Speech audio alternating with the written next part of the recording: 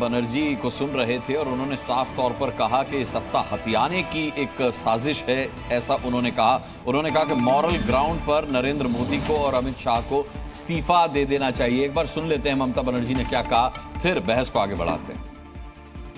मोदी जी बहुत सारे पार्टी को तोड़ा है, अभी जनता ने उसको तोड़ दिया, उसको मोरल तोड़ दिया है।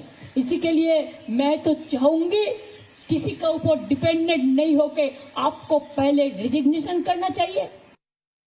ठीक है, मैं अब यहाँ पर जो वरिष्ठ मेहमान बैठे हुए हैं उनका रुख करूंगी। मुकेश केजरीवाल, आपका मैं रुख करना चाहूंगी। जो ममता बनर्जी कह रही हैं, इसको कितना सही माना जाए? क्योंकि सबसे बड़ी पार्टी बीजेपी है। नैतिक जिम्मेदारी लेते हुए किस चीज पर वो चुनाव इस्तीफा दे दें या किस चीज पर अमित शाह इस्तीफा दे दें? भाई सबसे बड़ी पार्टी है और उनका अधिकार बनता है कि उनको बुलाया जाए सरकार बनाने के लिए। बिल्कुल, ये बात तो देखिए अभी इंडिया अलायंस के, बल्कि आपने गौर किया और पॉइंट आउट भी किया कि जब तक चुनाव चल रहे थे वो इंडिया अलायंस की ज्यादा बात करती नहीं थी, और अब जैसे रिजल्ट आए हैं तो इंडिया अलायंस पे बहुत फोकस किया। उन्होंने कहा, 3 बार कहा, यह इंडिया की जीत है। अब उनके गठबंधन की बात आने लगी है। मेरा ये बिल्कुल साफ मानना है कि इसमें ये नैतिक आधार पर इस्तीफे की बात नहीं होती है। किस लिए? ठीक है, चुनाव में सभी, मैंने तो देखा है कि जो जिनको हम लोग धरती पकड़ बोलते हैं, जो बिल्कुल जमानत भी कभी नहीं बचती है, वो भी चुनाव के दौरान तो यही दावे करता है ना कि मैं बाकी सबकी जमानत जब्त कर दूंगा। तो चुनाव के दौरान अगर किसी ने कहा 400 सीट जीते और उसके बावजूद अगर 250 से ऊपर आ गई, लेकिन तो ये आरोप भी सही है ममता बनर्जी का कि कई पार्टियां तोड़ी। ठीक है, लेकिन एक बहुत अहम सवाल है जो मैं आरती टिक्कू जी से लेना चाहूंगा। आरती टिक्कू जी, अब देखिए बीजेपी के पास अकेले के दम पर सरकार बनाने का मैंडेट नहीं है, जादुई आंकड़ा नहीं है, एनडीए के पास है। अब यहां पर इंडिया गठबंधन की तरफ से यह कहा जा रहा है कि कल बैठक होगी, उसके बाद तय करेंगे। तो कितना सही होगा उनको सरकार बनाने के लिए बुलाना, एनडीए गठबंधन को? क्योंकि मुझे यह बात समझनी है कि कल कहीं ऐसा ना हो कि इंडिया गठबंधन ज्यादा बड़ा हो जाए। नहीं, और नीतीश कुमार और टीडीपी अभी ये वो 2 दल हैं जिनकी तरफ से भी, हालांकि केसी त्यागी ने कह दिया है। शोभना जी, सिंपल सी बात है कि सबसे सिंगल लार्जेस्ट पार्टी फिर भी बीजेपी ही है। सारी पार्टीज को आप देख लीजिए, ना तो कांग्रेस है, ना तो ममता की पार्टी है, ना तो जेडीयू है, ना तो टीडीपी है।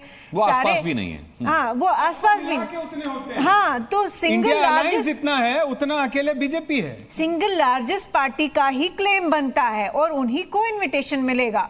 बाकी सारी जो है, अगर वो फेल हो जाते हैं, सरकार नहीं बना पाते, फिर इंडिया अलायंस को मौका मिलता है। लेकिन पहले संविधान कहता है कि पहले सिंगल लार्जेस्ट पार्टी को ही मौका मिलना चाहिए। और मुझे नहीं लगता है कि बहुत मुश्किल फिगर है 272। ऑलरेडी अगर आप देखें कि अगर जेडीयू भी नहीं है, इन दोनों में से एक ही पार्टनर चाहिए जिसकी वजह से वो बना सके सरकार। तो मुझे नहीं लगता है कि ये इम्पॉसिबल सा फिगर है।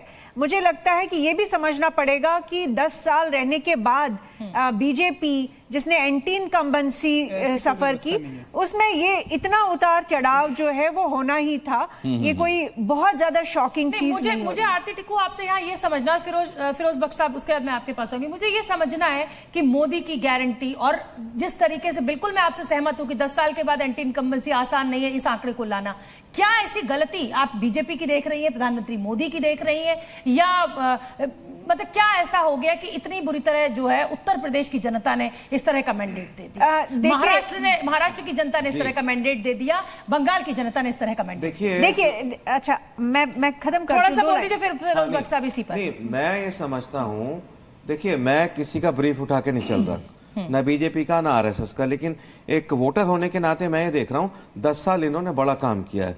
मोदी जी एक दिन भी खाली नहीं बैठे हैं, ठीक है, 206 रैलियां कर रहा है 75 साल 74 साल आदमी, ये क्रेडिट उनको देना पड़ेगा। गलती कहाँ हुई बता रहा हूँ। इतने अच्छे इन्होंने काम किए, सड़कें बना दी, पुल बना दी, वंदे भारत और क्या क्या उन्होंने नहीं किया, रेलवे ट्रैक बढ़ा दिए, लंबी लिस्ट है, उसमें नहीं जा रहा, लेकिन ये उसको जनता तक नहीं पहुंचा पाए।